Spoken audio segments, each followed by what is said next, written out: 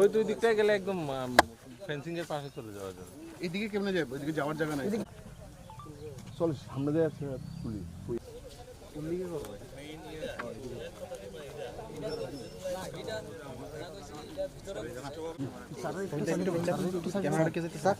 মঈনুদ্দিন চৌধুরী।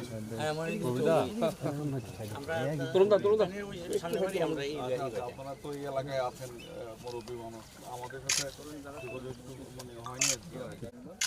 আপনার নাম কি? আমার নাম শাহেদ মিয়া। सावन बार শাহেদ মিয়া।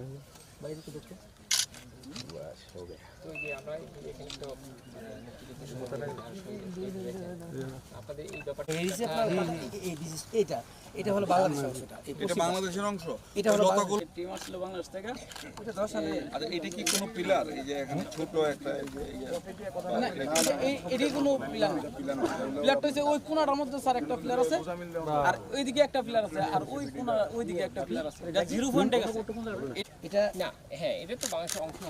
একটু পিছনে কাটাতার থেকে আরো 150 মিটার পরে তো জিরোটা, জিরো লাইন, জিরো লাইন পরে তো আমাদের সীমা। হ্যাঁ, আমাদের সীমানা। স্যার 150 মিটার হচ্ছে এইটা। এখানেও কিন্তু আমাদের গণকবর। হ্যাঁ, এই কবরস্থানে গণকবর আছে।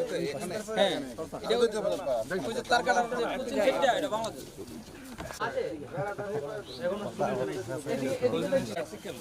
তারপর ওই কোণাটা একটা স্যার ঘুরে গেছে।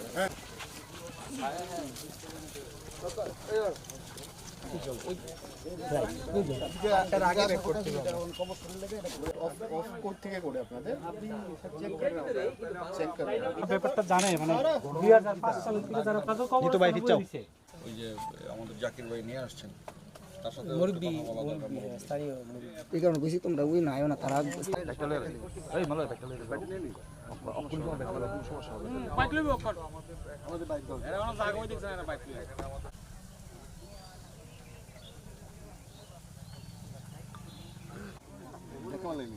যেটা মতন বলে দিতে ফ্রেন্ডম করে দিতে দিতে সবাই শুনছেন এবং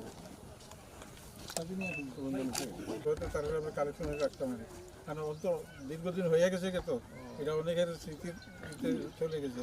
আপনি ছিলেন না হ্যাঁ, কিন্তু কাটতো ওইখানে প্রেজেন্টের যারা আছে বড় বড় যারা রাখা দুজন হয়নি আছে, বা সম্ভব হয়নি কোনো কারণে, হয়তো বা আমরা তো জানতাম না।